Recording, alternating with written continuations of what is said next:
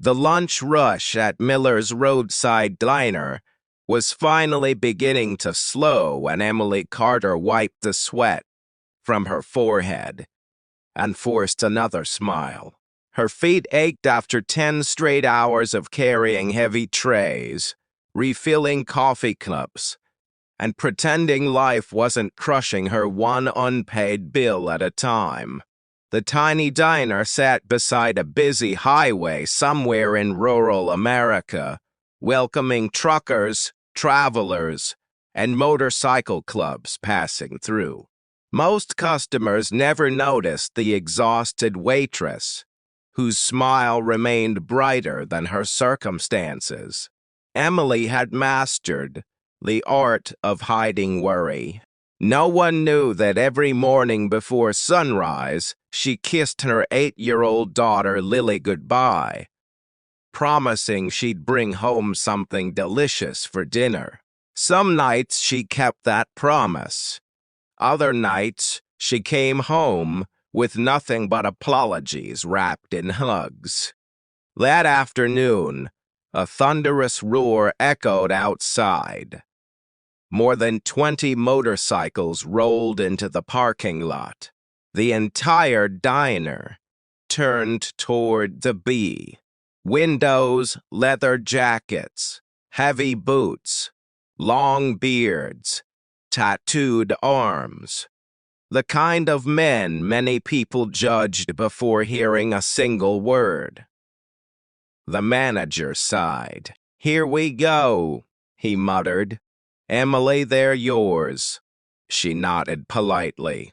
Years of waitressing had taught her never to judge customers by appearance. The bikers filled nearly every booth, laughing loudly, teasing one another, and ordering mountains of food. At the center sat their leader. His name patch simply read Jack. His broad shoulders barely fit inside the booth, and a thick gray beard covered half his face. He looked intimidating enough that even the newest waitress quietly asked Emily to take the table instead. Emily greeted them with her warmest smile. "What can I get you gentlemen today?" Jack looked up. His deep voice surprised her. "Whatever pie you've got fresh, save me 2 slices." The men laughed. "And don't let anyone else steal them." Emily smiled. "I'll guard them with my life." The table burst into laughter. For the sign. Next hour, she hurried between tables carrying burgers, steaks, fries, onion rings, coffee, and pie. Despite their rough appearance, every biker thanked her. Every plate returned nearly empty.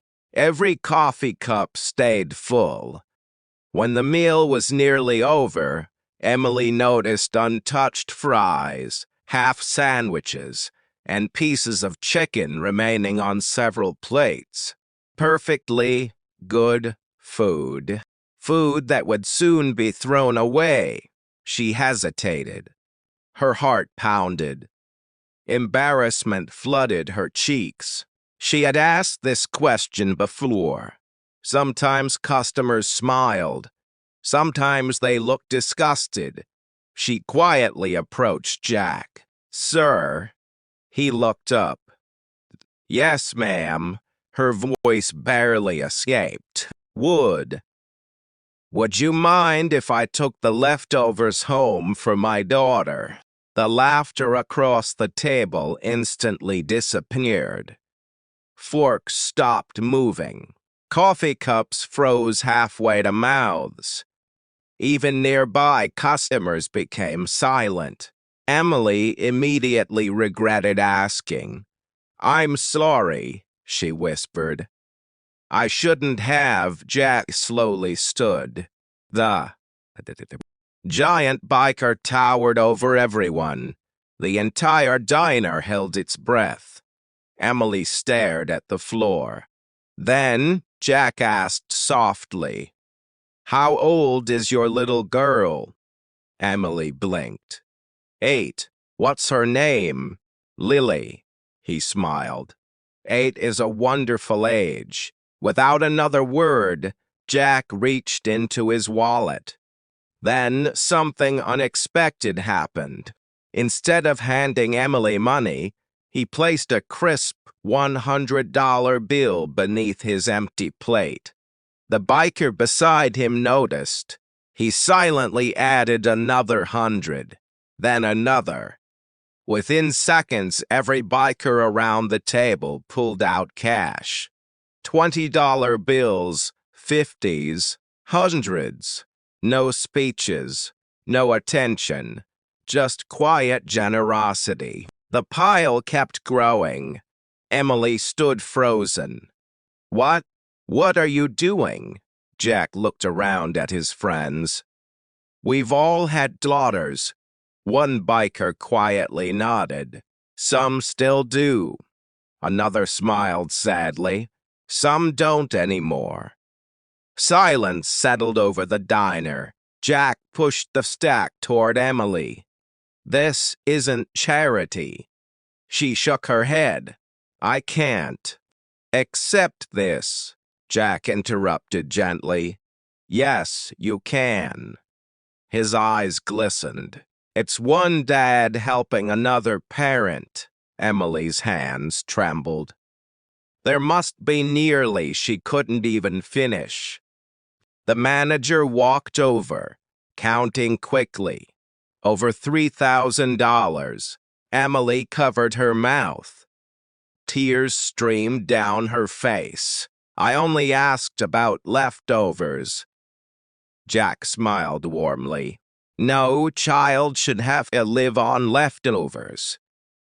The room became so quiet that the sound of someone quietly crying could be heard from the back booth.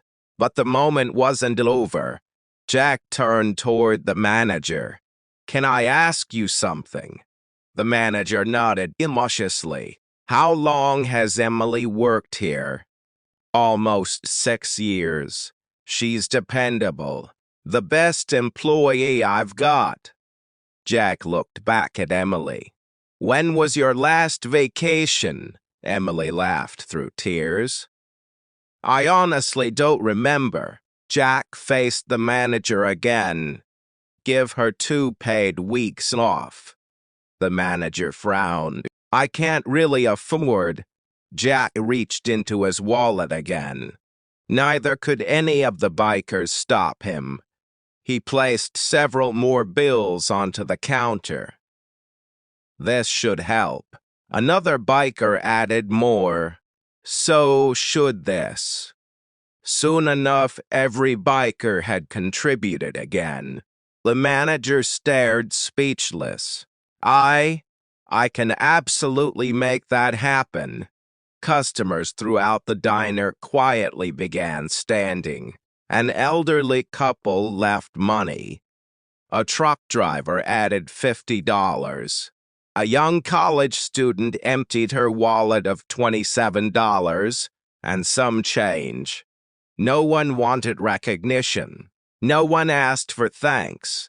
Kindness had become contagious.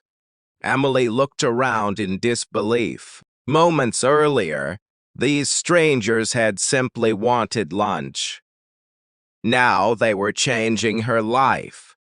That evening, Emily walked through her apartment door carrying groceries instead of leftovers. Fresh fruit, milk, chicken, bread, ice cream. Lily ran into her arms. Mom, you bought strawberries. Emily hugged her tightly. As many as you want. Lily looked confused. Did you get a raise? Emily smiled through. Happy tears. No. What happened? Emily looked at her daughter. Today I learned something. What? The people who look the toughest sometimes have the softest hearts. The following Saturday, 20 motorcycles parked outside the apartment complex. Neighbors peeked through their windows. Children watched in amazement.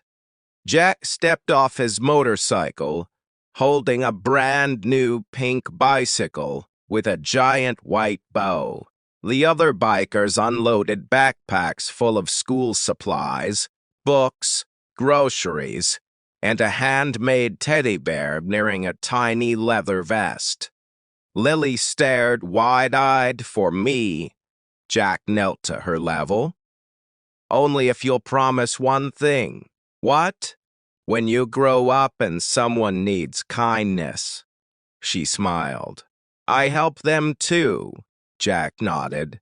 That's exactly right. Years passed. Lily never forgot that promise. She studied hard, earned scholarships, and eventually became a pediatric nurse, dedicating her life to caring for children whose families struggled just as hers once had.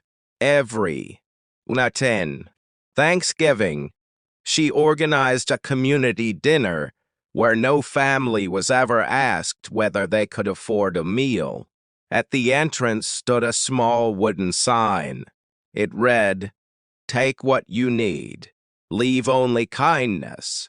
And every year, without fail, a long line of motorcycles filled the parking lot. Not because they wanted attention, not because they expected gratitude, but because one afternoon in a small roadside diner, a simple question about leftovers reminded everyone present that compassion doesn't wear a particular uniform. Sometimes it wears an apron. Sometimes it wears leather, and sometimes the greatest acts of generosity begin with the quiet courage to ask for help. Because the world doesn't change only through grand speeches or extraordinary heroes.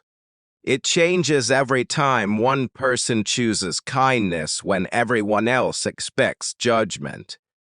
And that is a meal that never truly runs out.